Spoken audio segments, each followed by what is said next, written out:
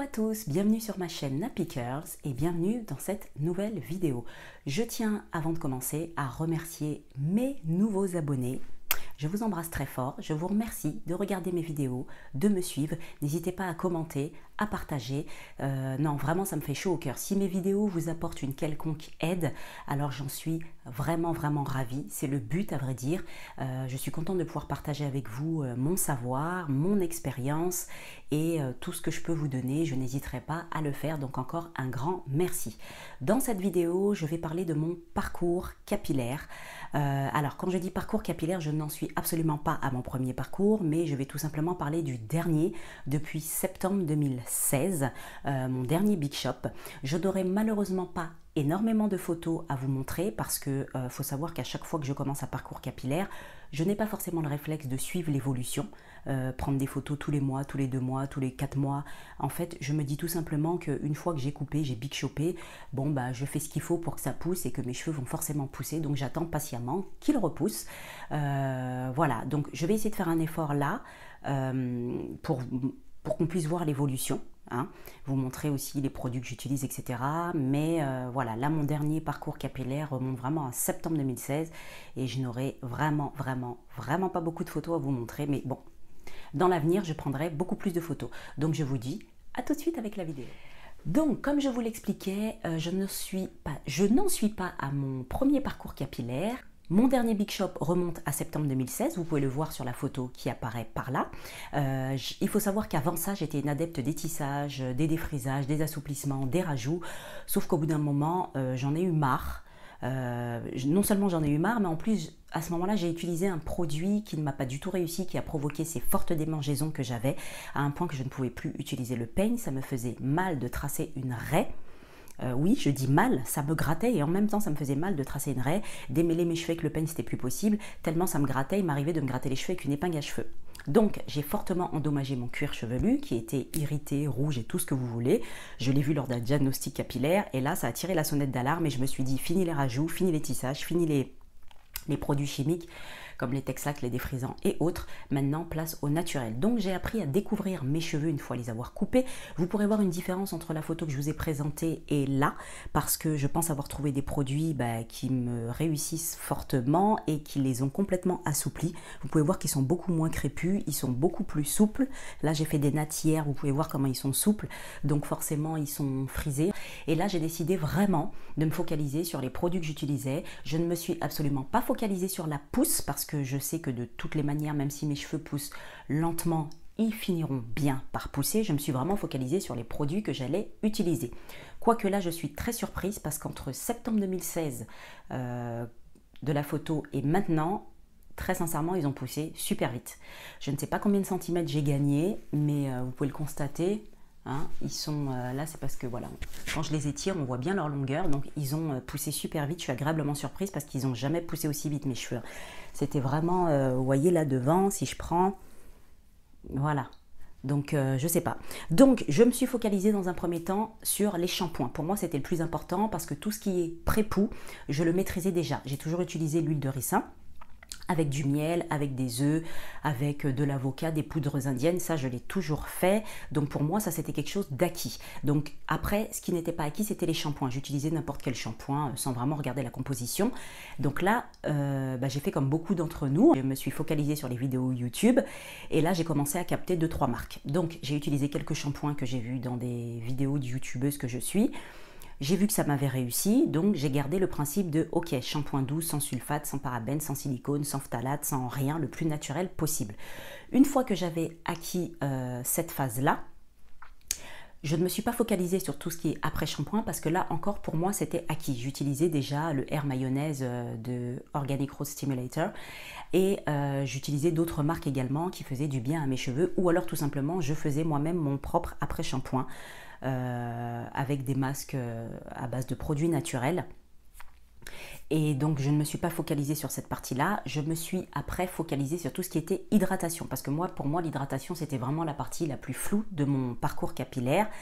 Je ne savais pas vraiment, je mettais de l'huile, je mettais du beurre, je ne connaissais pas vraiment mes cheveux à cette époque-là, surtout qu'ils étaient bien secs, ils étaient extrêmement cassants malgré que je taillais les pointes tous les 3 mois, parce qu'il faut savoir que moi mes pointes, je les taille tous les 3 à 4 mois. Donc on a l'impression que ça pousse pas, mais c'est pas grave, je me dis tant qu'ils sont en bonne santé, c'est pas grave. Moi je peux garder mes cheveux à la même hauteur tant qu'ils sont en bonne santé, c'est le principal. Donc là j'ai commencé à me focaliser sur l'hydratation. Mon premier vaporisateur était composé uniquement d'eau. Je mettais que de l'eau minérale dedans et j'ai intégré petit à petit la glycérine. Ensuite, j'ai mis du conservateur malgré tout, du Goscar, parce que pour moi, ce sont des produits qui restent là et je me dis forcément ça doit fermenter sans qu'on s'en aperçoive. Du coup, j'ai rajouté du Goscar. Ensuite, j'ai rajouté quelques gouttes d'huile essentielle d'arbre à thé pour mes démangeaisons. En ce moment, c'est du jus d'aloe vera, de l'eau minérale, du Goscar. J'ai trouvé mon vaporisateur qui me réussissait. Ça fait du bien à mes cheveux. Ils sont très bien hydratés, ils retrouvent leur élasticité. En plus, avec le jus d'aloe vera, ils sont très brillants. Donc ça, hop, c'est fait. Ensuite, je me suis dit, oh, au niveau de la nourriture entre guillemets, je parle nourriture, c'est pas nourriture alimentaire, c'est vraiment nourriture des cheveux. Je savais à l'époque qu'il fallait utiliser soit des huiles, ou du beurre. Moi, comme mes cheveux, comme je vous ai dit, ils ont vachement changé. Vous pouvez voir, ils sont plus souples, plus fins, moins crépus. J'ai commencé à utiliser du beurre. Du beurre de mangue, du beurre de karité comme beaucoup, du beurre de coupoissou. Et j'ai vu que ça faisait du bien à mes cheveux, mais quelle que soit la quantité que je mettais sur ma chevelure, mes mains étaient extrêmement grasses, étaient en mode glossy glossy de L'Oréal. Donc je me suis dit, là, il y a un truc qui ne va pas. Que j'en mette très peu, beaucoup ou de manière modérée, mes cheveux restent gras, il y a une couche de graisse et quand je passe ma main, j'en ai plein sur les mains. Donc là, je me suis dit, je pense que tes cheveux ont changé de texture, effectivement, mais ils sont devenus plus fins. Avec mes cheveux afro que j'avais, j'aurais pu mettre des tonnes et des tonnes et on va dire en 4 jours, il fallait que je renourrisse et que je réhydrate. Et là, maintenant, avec la nouvelle texture, donc je me suis dit, je vais éliminer les beurres, quand bien même ça me fait du bien. C'est beaucoup trop gras pour mes cheveux. Au début, je me suis dit, j'en mets trop. Après, j'en ai mis un peu moins, c'était pareil. Après, j'en mettais une quantité, voire pratiquement inexistante, c'était pareil. Donc, j'ai vite compris que mes cheveux n'absorbaient pas. Soit ils prennent ce qu'ils ont à prendre et le reste, c'est du surplus, soit ils ne prennent pas. Dans tous les cas, j'ai décidé d'éliminer les beurres et de passer aux huiles. Alors, j'ai utilisé l'huile de ricin, mais je me suis dit, j'ai vite constaté que ça me faisait comme les beurres, beaucoup trop épaisse, mes cheveux ne l'absorbent pas. Ou encore une fois, peut-être qu'ils prennent ce qu'ils ont à prendre et qu'après, ils relâchent le reste. Enfin, le reste, voilà, c'est du surplus. J'ai également éliminé cette huile-là dans la partie nourriture. C'est-à-dire je le garde en pré-poux, mais pas pour dans ma phase hydratation. Donc là, j'ai commencé à m'intéresser à des huiles beaucoup plus légères. Donc des huiles comme l'huile de jojoba. J'ai également à l'époque essayé l'huile de coco qui ne m'avait absolument pas réussi sur mon afro pur, dur et vrai, quoi. Et depuis peu, l'huile de coco, waouh! Je ne comprends pas, mes cheveux l'adorent, ils brillent, ils sont noirs, ils sont, ouais, tip top. Vraiment, voilà. Je ne m'en plains pas, tant mieux. Donc j'ai également essayé l'huile de coco, l'huile de jojoba, l'huile de Nîmes que j'ai trouvé très bien, l'huile d'avocat, l'huile d'olive, donc toutes ces huiles me réussissaient. Donc je les ai également, pardonnez-moi, intégrées dans ma routine et je voyais petit à petit, je notais sur un cahier, voilà, j'ai utilisé cette huile pendant combien de temps, quels sont les bienfaits, quels sont les résultats, mes impressions. Ça me permettait de voir quelle est l'huile qui correspondait le mieux à mes cheveux. Cela dit, toutes celles que je vous ai citées me correspondent parfaitement bien. Et là, ensuite, j'ai décidé d'intégrer les laits. Comme j'ai vu que mes cheveux n'absorbaient pas tout ce qui était produit lourd, produit épais, j'ai changé et je me suis dit, alors là, je vais utiliser des laits. Alors pareil, au début, c'était un véritable casse-tête parce que vous avez des noms dans les ingrédients que vous ne connaissez absolument pas. Du coup, j'ai dû googliser, j'ai dû prendre mon cahier pour celles qui ont été sur mon blog. Dans ma présentation, je vous dis que j'ai travaillé avec des professionnels lorsque j'ai vécu 8 ans en Guadeloupe, des coiffeurs, des stylistes modélistes et autres, et avec lesquels j'ai énormément appris. Et en fait, je m'étais fait un cahier où j'avais noté toutes les astuces qu'on me donnait et tous les conseils qu'on pouvait me donner. Et quand je suis revenue habiter en France, je suis revenue avec ce cahier. Donc ce cahier m'a énormément aidé également à constituer ma routine capillaire parce qu'ayant énormément appris sur le cheveu crépus, j'ai pu réouvrir ce cahier et trouver des éléments. Waouh, la caserne d'Ali Baba ce cahier.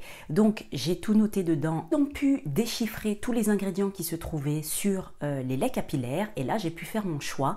Donc j'ai utilisé diverses marques, toujours Design Essential, Carolina Bay, Shea Monster et bien d'autres marques encore dont j'ai utilisé aussi Activilon, enfin j'en ai utilisé plein. Et là, voilà, en fonction des ingrédients, j'utilisais mon lait, pas trop lourd, pas trop gras, etc. Et c'est comme ça que je suis venue à parvenir à constituer ma routine capillaire. C'est jamais évident parce que on est toujours à l'affût des meilleurs produits. Si je peux vous donner un conseil lorsque vous êtes dans un parcours capillaire et que vous constituez votre routine, ne vous jetez pas sur tous les produits que vous pouvez voir sur YouTube. Moi, je suis passée par là, je regardais énormément de vidéos de youtubeuses que je suis et dès qu'elles citaient une marque, waouh, j'allais acheter, j'allais me jeter dans les magasins. Dès le lendemain, je passais commande en ligne ou alors je me rendais en boutique pour acheter ces fameux produits. Le problème, c'est que ce qui marche sur leurs cheveux ne marche pas forcément sur les vôtres. Et du coup, c'est vrai qu'on a tendance, même moi, ça m'est arrivé de vous dire « Ah ouais, ça, vous devez l'avoir dans votre routine. » Mais au final, non, c'est un tort parce que moi, ça marche sur mes cheveux, mais ça peut ne pas marcher sur vos cheveux. Prenez vraiment, vraiment le temps d'analyser chaque produit. Incorporez les produits un par un dans votre routine. Vous voyez, moi, j'avais déjà acquis certaines choses dans ma routine, comme le pré-pou, les masques. Donc pour moi, ça, j'avais fait une croix dessus. Je me suis dit, ça, j'ai trouvé ce qui va bien à mes cheveux. Ensuite, ce qui collait pas, c'était le shampoing. Donc, je me suis focalisée sur le shampoing. Puis après, je me suis focalisée sur la phase d'hydratation. Le vapeau ou des sprays. Ensuite, les laits, les huiles, etc. Il faut vraiment le faire petit à petit parce que vous ne parviendrez pas à voir si un produit vous réussit ou pas. Si par exemple, vous utilisez un lait, je vous donne un exemple, vous mettez votre vaporisateur d'eau, vous mettez un lait qui vous assèche les cheveux et tout de suite derrière, vous mettez par exemple de l'huile de ricin. Étant donné que l'huile de ricin va bien nourrir vos cheveux, vous allez dire « Waouh, le combo est plutôt bien ». Mais en fait, vous n'allez pas vous rendre compte que le lait ne vous réussit pas. Donc vraiment, moi, quand je faisais mon shampoing, c'était ma phase de soin, je faisais mon pré-pou, mon shampoing, mon après-shampoing. Ce que je faisais, c'est que au moment où mes cheveux étaient mouillés, je les essore avec une serviette, je passe mon vaporisateur. Ensuite, je les laisse un tout petit peu sécher à l'air libre, je passe mon lait ou mon huile en fonction de la méthode. Moi, j'avais utilisé, à l'époque, je faisais la LOC méthode, c'est-à-dire Liquid Oil Cream. Maintenant, je fais Liquid Cream Oil. Je constate que celle-ci me réussit mieux. Donc, du coup, je mettais mon vaporisateur, je vaporisais mes cheveux, je laissais sécher un petit peu, je mettais l'huile, je laissais également comme ça pour voir ce que ça donnait. Et après, je mettais la crème ou le lait ou le beurre. Et là, je me rendais compte, oh, c'est trop gras, c'est trop sec, j'en ai peut-être pas mis assez. En fait, pourquoi je faisais comme ça? Parce que moi, quand j'ai les cheveux mouillés, j'ai du mal à voir la quantité de produits que je mets. Vu qu'ils sont encore mouillés, j'aurais tendance à me dire, c'est que de l'eau, faut que j'en mette, ou alors j'en ai un peu. J'ai vraiment du mal à évaluer quand mes cheveux sont mouillés. Du coup, je les essore, je les laisse sécher un tout petit peu. Soit je fais des bantukno, je fais des nattes, et ensuite je défais, je vois ce que ça donne, je mets de l'huile, je laisse un peu comme ça pour voir.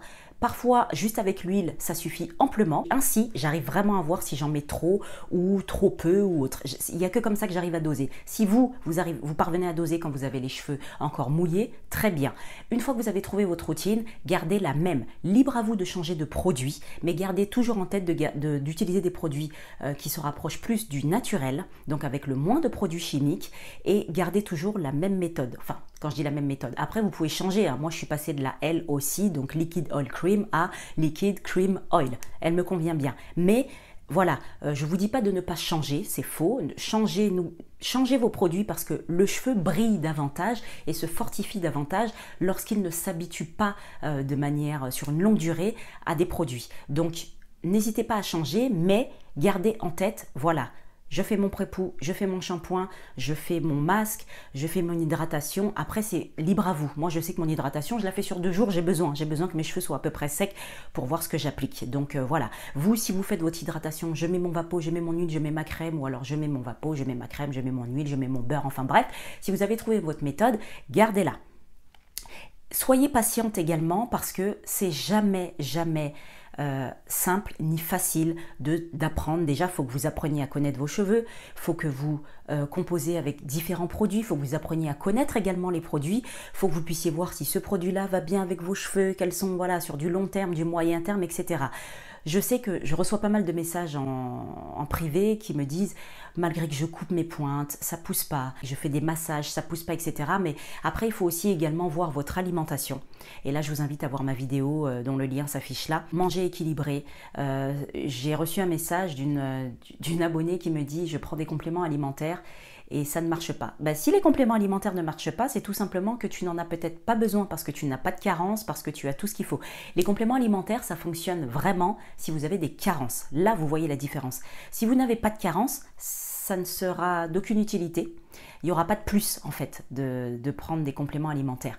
Donc vraiment, prenez le temps de connaître vos cheveux, prenez le temps d'analyser vos habitudes alimentaires, votre hygiène de vie, dormez suffisamment. On ne s'en rend pas compte, mais le sommeil joue un rôle important dans la croissance de nos cheveux. Vous savez, la fatigue, elle se ressent de manière physique, de manière mentale, mais elle se ressent aussi sur nos cheveux. Si nous ne dormons pas suffisamment, ça va altérer la croissance de nos cheveux. Donc vraiment prenez le temps d'analyser. Et là j'ai envie de dire, je vais citer une citation d'un de mes collègues qui dit tout le temps, à chaque fois je l'envoie un peu bouler avec sa citation, mais là elle prend tout son sens. La patience est la clé de la délivrance. Spéciale dédicace à Bébé Ba. Le cheveu crépus ne pousse pas aussi vite que le cheveu caucasien. Tout est une question de...